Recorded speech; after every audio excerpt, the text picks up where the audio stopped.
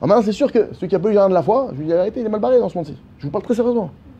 Celui qui n'a pas lu ce livre aujourd'hui, je ne garantis pas de sa émouna. Et même celui qui a lu ce livre, seulement il l'a lu, il n'a pas travaillé, il n'a pas bossé, il n'a pas truc, je ne garantis pas de sa émouna. Mais moi je crois en Dieu, je sais pas. Le mec, je sais, mais si, attends, je crois en Dieu. Le Rav, il y a une personne qui vient me voir. Ce Shabbat, il raconte ça, le Rav. Pour vous dire jusqu'où ça peut aller.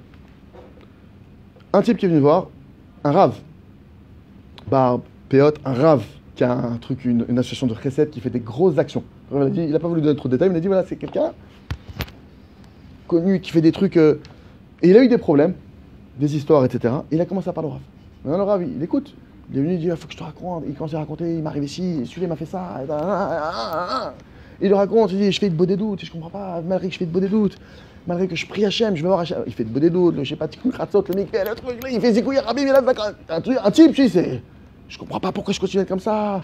Je comprends pas pourquoi ça continue, pourquoi les souffrances ça s'arrête pas. Une fois qu'il a fini de parler, le truc, le Rav il a dit mais Khila, tout le chaos que je te donne, mais t'as pas une goutte d'émouna en toi. Si encore il y avait une goutte, on aurait pu peut-être la développer, mais une goutte, il n'y a pas au moment où tu me parles. Il n'y a pas une goutte d'émouna. Peu ce que vous voulez, il n'y a pas, ça change rien. Tu crois qu'Hachem il te fait du mal? Ah bébé, tu crois pas en Dieu. Tu crois autre chose que je sais pas Dieu. Hachem, il fait pas de mal. Maintenant que toi, tu viens en tant qu'être humain et tu dis Hachem, j'ai une douleur. Hachem, cette personne, elle m'a fait une queue de poisson, j'ai envie de l'éclater. Je suis dans cet état d'esprit, mais je vis dans un shaker sans moi de ce mensonge. Tu vois que tu es en train de sombrer, demande un coup de main. Je veux pas sombrer dans la haine, je suis en train de perdre mon temps, la jalousie, la cupidité, le truc, je vois que je me fais embarquer, que je sais que c'est pas lui. Et quand tu viens et tu dis Hachem, avec tout ce que je t'ai fait, tu m'envoies des gens qui m'arnaquent, qu'est-ce que... On peut plus, tu peux même pas discuter. Tu peux rien faire. Donc maintenant, pour revenir à Havat Israël, c'est qu'en réalité, bête. Et le Rav, il a conclu sur ça. Il a conclu que, sauf, il faut aussi beaucoup prier pour avoir la Emouna. Parce que, Vadaï que quand tu as la Emouna, imaginez que la personne que j'en voulais, la personne qui m'a, pendant 3 semaines, je parle de quelqu'un, vraiment sans blaguer, 3 semaines, 5 jours sur 7, qui m'a humilié 7 à 8 heures par jour, dès qu'il y avait une opportunité devant un public. D'accord? J'ai eu des traces, ça m'a fait des traces. Ça s'est passé, peut-être il m'a fait 90 humiliations en 3 semaines, le type, j'ai eu quelques petites traces. Une demi-heure de nettoyage des Mouna, j'ai plus pensé à lui. Je suis rien, une demi-heure, j'ai juste voulu croire en Dieu. Je suis juste venu avec ce raton de dire je ne veux pas croire en cette personne. Je ne veux pas croire que lui m'a fait du mal. Je ne veux pas croire que Bichral c'est du mal. Je veux pas croire ça, je veux croire en toi.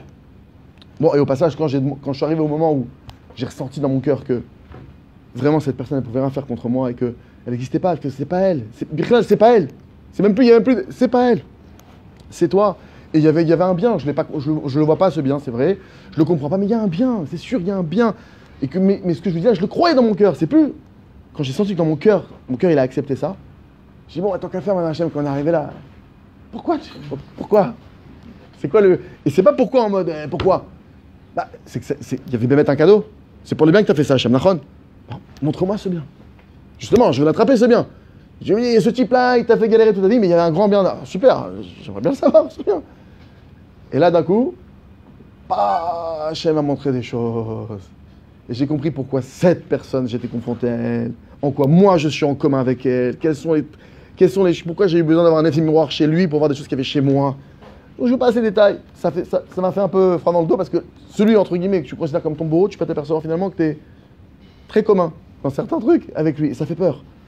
Et j'ai compris que si j'avais pas fait cette prière et tout ça, j'aurais pas eu, ne serait-ce que j'aurais pas pu regarder le miroir bien. Fermeture de parenthèse. En tout cas, pour vous dire que cette personne, dès l'instant où j'ai fait ça, elle est sortie de ma vision. Donc quelqu'un maintenant qui travaille sa Emouna, Behemet, normalement, il ne peut pas y détester quelqu'un. Si maintenant tu vois que tu as du mal avec quelqu'un, ok, tu as un problème d'Emouna. Ça c'est Kepchuto, tu as un problème d'Emouna. C'est-à-dire tu as un problème à savoir qui gère ce monde, comment il est géré ce monde, par qui il est géré ce monde, pourquoi il est géré ce monde. Maintenant, le Rav Arush, récemment, il a demandé un truc, et je finis sur ça. Il y a une chose que le Rav demande.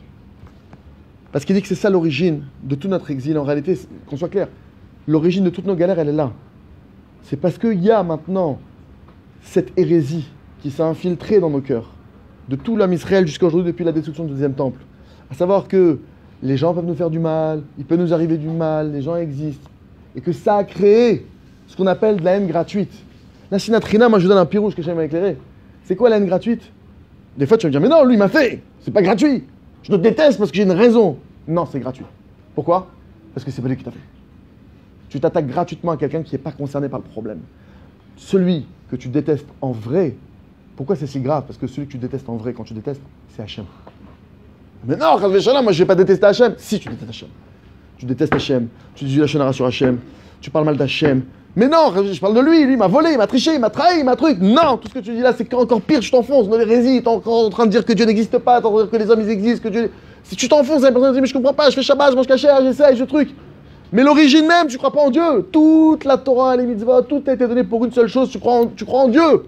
Le monde, il a été donné pour ça, pour qu'à ça maintenant t'arrives et que tu dis Shema, Israël, Hachem, Echad, que tu sais qu'il n'y a rien d'autre. Rien qu'Hachem. Et la personne, elle s'en bourre. Hachem, sur ça, il a dit je lâcherai pas l'affaire. Parce qu'à l'époque du Beth Amikdash, ils étudiaient la Torah, ils se fatiguaient dans l'étude de la Torah, ils donnaient leur masrot. C'est écrit que là-bas, nos maîtres disent que toutes les bonnes qualités, elles étaient à l'intérieur d'eux, à l'époque du Beth Amikdash, de ceux qui ont le deuxième Beth Amikdash. Et malgré tout, c'est écrit qu'il y avait la sinatrinam. Sur ça, Hachem, il a dit ni la Torah, ni vos mitzvot, ni votre recette, ni vos midot, rien n'y tiendra. Il n'y aura plus de Beth Amikdash, il y aura un exil qui ne s'arrêtera pas tant que ce problème-là ne sera pas réparé. Et le Rav Arouche, il était quand il y a eu l'histoire à Méron avec les 45 corbanotes qui sont partis.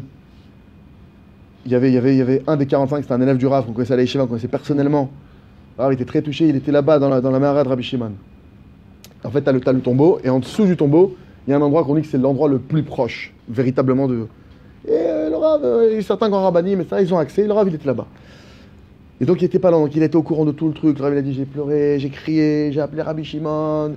Et après, les secours, ils sont venus, ils ont dégagé tout le monde, mais lui, là-bas, ils l'ont pas vu, lui est resté là-bas des heures et des heures et des heures, le Rav.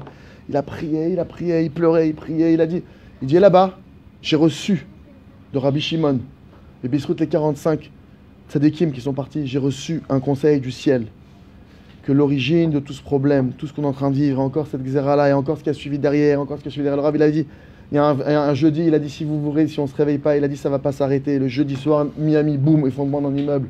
Alors il a dit tout le Shabbat, à Shabbat, il a dit, j'ai pas pu m'empêcher de pleurer.